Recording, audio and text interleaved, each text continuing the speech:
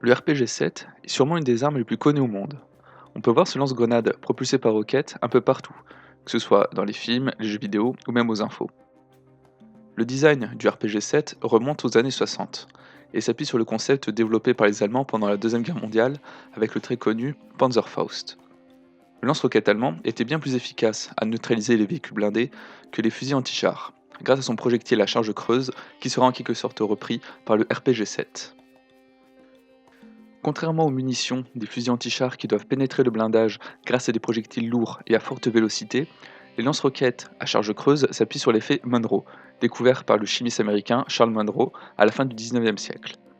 Cet effet désigne la focalisation partielle de l'énergie d'une explosion vers une pièce en métal qui va alors se déformer. Ça peut paraître complexe dit comme ça, mais si on regarde comment est composé un projectile à charge creuse, c'est assez facile à comprendre. Une charge creuse est composée évidemment d'explosifs situés à l'arrière, d'un capteur à l'avant qui va détecter l'impact et faire détonner la charge, d'une sorte de cône en cuivre dont la base est tournée vers l'avant, et de vide, d'où le nom charge creuse. Lors de l'impact, le projectile va exploser et déformer la feuille de cuivre à l'intérieur. Cette feuille va se retourner dans le sens de la propagation de l'explosion et créer un jet de métal extrêmement chaud mais toujours à l'état solide, qui va se concentrer sur une petite partie du blindage de la cible. C'est cette concentration d'énergie qui va permettre de perforer le blindage et de projeter des gaz et des particules de métal brûlant à l'intérieur du véhicule. Maintenant qu'on a vu le concept de la charge creuse, revenons à l'histoire. L'URSS a donc bien pris note des lance-roquettes allemands de la Deuxième Guerre mondiale et plus particulièrement du Leichte Panzerfaust ou PZF-44. L'Union soviétique va donc s'appuyer sur ces designs pour développer le premier RPG, que l'on peut traduire par lance-grenade anti-char manuel. La première version du RPG sera conçue et fabriquée dès 1944. Il sera considéré comme un échec. Le RPG-1 était moins efficace que ses homologues allemands, il sera produit en peu d'exemplaires et est rapidement remplacé par le plus efficace RPG-2 à partir de 1948. Le RPG-2 ressemble à s'y méprendre au RPG-7. La plus grosse différence visible est à l'arrière. L'arrière du RPG-2 n'est pas conique comme le RPG-7. Le RPG-2 tire la munition PG2 à charge creuse d'un diamètre de 82 mm et capable de pénétrer 180 mm de blindage.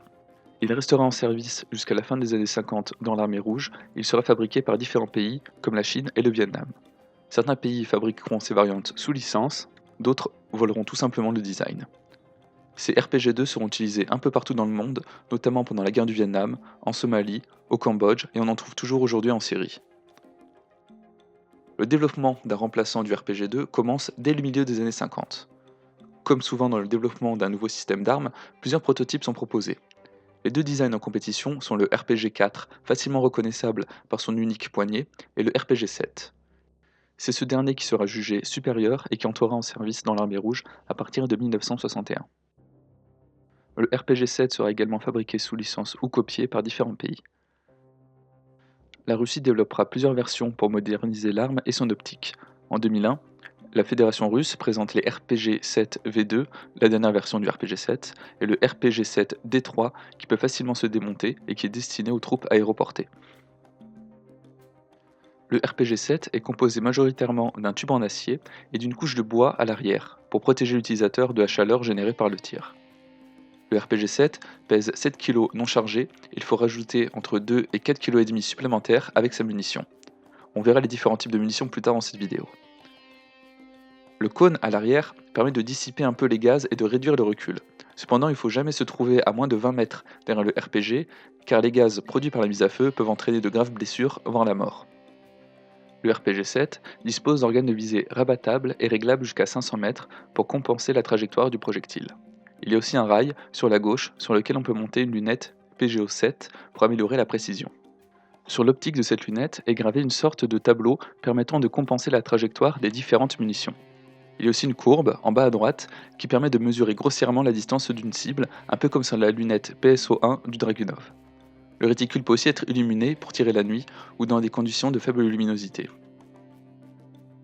Le projectile est composé de deux parties. À l'avant, il y a une charge à proprement parler, et à l'arrière se visse un tube qui est le propulseur. Une fois le projectile dans les airs, un deuxième système de propulsion commence. Il va faire tourner le projectile sur lui-même grâce aux petites tuyères qu'on peut voir ici. Il est important que ces tuyères ne s'allument pas lors du tir, car elles brûleraient le visage du tireur. Sur certaines roquettes, des ailettes se déploient pour davantage stabiliser le projectile. On voit au bout une pièce plate. C'est elle qui, lors de l'impact avec une surface dure, déclenche la charge explosive. Si la roquette touche une surface relativement molle, l'impact n'entraînera pas forcément l'explosion du projectile. Ce système est très simple mais dangereux, car si on fait tomber le projectile par terre, alors il peut exploser. C'est pour cela qu'un soldat doit toujours placer un capuchon en plastique au bout pour éviter toute explosion involontaire. Un des seuls systèmes de sécurité présents sur la plupart des roquettes est un système d'autodestruction, une fois que le projectile a volé environ 1000 mètres. Certains soldats se servent de cette entre guillemets fonctionnalité pour tirer sur des cibles lointaines afin de les toucher avec les fragments métalliques produits par l'explosion de la munition. Contrairement au bazooka américain où la mise à feu est effectuée de manière électrique, le RPG-7 et ses ancêtres utilisent une amorce somme toute assez classique. L'amorce se trouve à l'arrière, en bas du projectile. Ça nous amène à parler du groupe de détente du RPG. Il est très simple. On voit la queue de détente dans le pontet et un marteau à l'arrière qu'il faut armer manuellement. Quand on appuie sur la détente, on libère le marteau qui s'abat sur le percuteur, ici, et qui lui met à feu la roquette.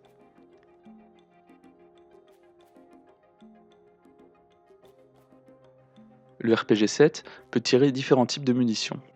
Ces munitions peuvent être des charges creuses utiles contre les cibles renforcées, des charges à fragmentation efficaces dans un rôle antipersonnel ou contre des véhicules légers, et des charges thermobariques. Les charges thermobariques ont trois effets. Un effet thermique et d'onde de choc comme les charges explosives standards, et un effet de décompression. Ces armes thermobariques sont extrêmement efficaces dans un rôle antipersonnel car l'effet de dépression peut provoquer de sévères traumatismes pulmonaires. Les principales munitions utilisées par le RPG-7 sont les roquettes PG-7VL à charge creuse, PG-7VR à charge creuse en tandem capable de pénétrer davantage le blindage, OG-7V charge à fragmentation et TBG-7V thermobarique. Pour introduire les soldats à l'utilisation du RPG-7, cette arme peut accueillir le dispositif PUS-7. Il s'agit d'une roquette factice jaune avec laquelle on peut tirer une cartouche de 7,62 par 39 mm. Ce dispositif contient l'équivalent d'un fusil à un coup à l'intérieur. On place la cartouche dans la chambre, on ferme la culasse et on vient placer la fausse roquette dans le RPG-7. Le canon du PUS-7 est très court pour que le projectile ait une trajectoire assez similaire à celle d'une roquette. Comme beaucoup d'armes russes ou soviétiques, le RPG-7 est un design simple et efficace. Il est peu coûteux et facile à fabriquer. C'est pour cela qu'on le retrouve aux quatre coins du globe.